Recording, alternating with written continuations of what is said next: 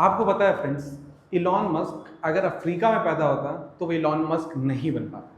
Elon Musk सिर्फ America में ही बना जा सकता है क्योंकि वहाँ पे चाहिए उसको फंडिंग की रिक्वायरमेंट्स। देश में आज हर दिन 1000 से ज़्यादा प्राइवेट लिमिटेड कंपनीज बनती हैं। मैक्सिमम नंबर ऑफ कंपनीज आज सक्सेस नहीं पा पाती, उसका रिक्वायरमेंट एक ही है, बिकॉज ऑफ फंडिंग।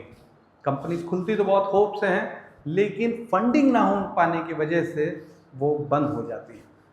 फ्रेंड्स, आज के इस वीडियो में हम देखेंगे कि अगर आप भी एक प्राइवेट लिमिटेड कंपनी चलाते हो और आपको भी फंडिंग की वजह से स्ट्रगल आ रहा है बिजनेस चलाने के लिए, तो आप उस फंडिंग की रिक्वायरमेंट्स को कैसे फुलफिल कर सकते हो।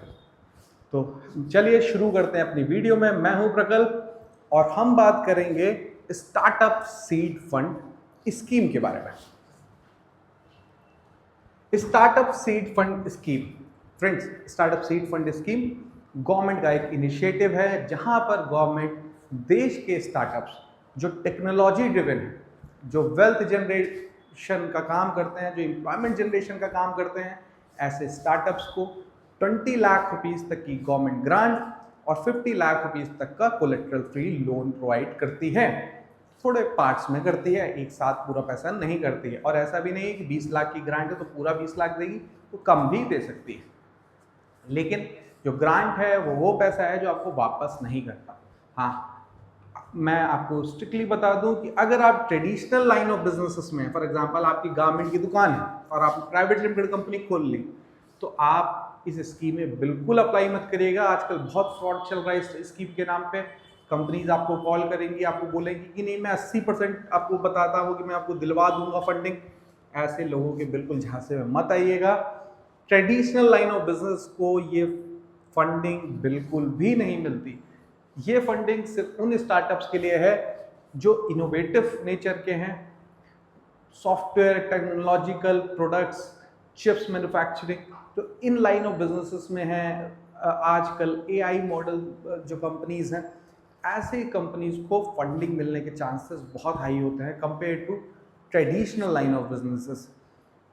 सीड फंड जहां पर आपको 20 लाख रुपीस तक की ग्रांट मिलती है फ्रेंड्स, वहां पर इंक्यूबेटर सेलेक्ट करना बहुत इंपॉर्टेंट होता है, क्योंकि ये सरकार जो आपको फंडिंग देती है वो डायरेक्टली नहीं देती, ये इंक्यूबेटर सेंटर्स के थ्रू देती है, इंक्यूबेशन सेंटर्स के थ्रू देती है। जैसे IIT Delhi, IIT Bombay, IIM Ahmedabad, सरकार ने इंक्यूबेशन सेंटर्स बना दिए, तो वहाँ पे इंक्यूबेटर्स होते हैं। वहाँ पर आप अपनी एप्लीकेशन लगाते हैं, उसके थ्रू आपको फंडिंग रिलीज होती है। फ्रेंड्स, एक अच्छी कंपनी का काम ये होता है कि आपकी एप्लीकेशन सही इंक्यूबेशन सेंटर्स तक पहुँचाना, क्योंकि देश पे 300 से ज़्यादा इंक्यूबेशन सेंटर्स हैं। अगर आपने गलत इंक्यूबेशन सेंटर चूज कर लिए तो आपके एप्लीकेशन रिजेक्ट होने के चांसेस बहुत हाई हो जाते हैं, क्योंकि आपने गलत इंक्यूबेशन सेंटर चूज किया, वहाँ से लिख कर आ जाएगा आपके पास कि हमारे पास एप्लीकेशन बहुत ज़्यादा है, हम आपकी फंडिंग अभी अप्रूव नहीं कर सकते, या फिर अभी हमारे पास पैसा नहीं है, आप फिर कभी ट्राई करिएगा। ऐसे ऐसे बहुत सारे रीजंस आपको बताए जा सकते हैं। अच्छी कंपनीज आपको अच्छे वेल रिसर्च्ड फॉर्म में आपकी रिक्वायरमेंट देख के सही इंक्यूबेशन सेंटर्स में आपकी फाइल लगेगी, और यही कंसल्टेंसी कंपनी का काम होता है। फ्रेंड्स, अगर आप इनोवेशन और एंटरप्रेन्योरशिप का काम कर रहे हैं, अर्ली स्टेज स्टार्टअप्स हैं, यानी कि अगर आपको 2-3 साल हो गए, तो ये फंडिंग आप अप्लाई बिल्कुल मत करिएगा। शुरुआती दौर पर है तो अप्लाई करिएगा। अगर आप स्ट्रगल में है फंडिंग के, टेक्नोलॉजी ड्रिवन बिजनेस में है, प्रोटोटाइप के लिए पैसा चाहिए, तो आपके लिए सीड फंड बेस्ट ऑप्शन हो सकता है।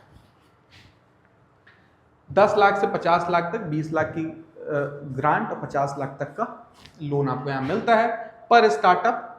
Funding can be use for product development, market validation, prototype creation, technology commercialisation. तो ये है seed fund scheme. Friends, seed fund scheme का एप्लीकेशन प्रोसेस ये है कि पहले आपको बनाना पड़ता है पिच डेक। पिच डेक में आपको पूरी कंपनी डिटेल्स देनी पड़ती है, अपने बारे में, फाउंडर्स के बारे में, आपके प्रोडक्ट के बारे में, क्यों आपका प्रोडक्ट यूनिक है, आपके कॉम्पिटिटर्स के बारे में, कैसे आपका प्रोडक्ट रेवेन्यू जनरेट करेगा, मार्केट में कितना पोटेंशियल है, ये सब कुछ आपको ये पिच डेक में ब्रीफ करना पड़ता है।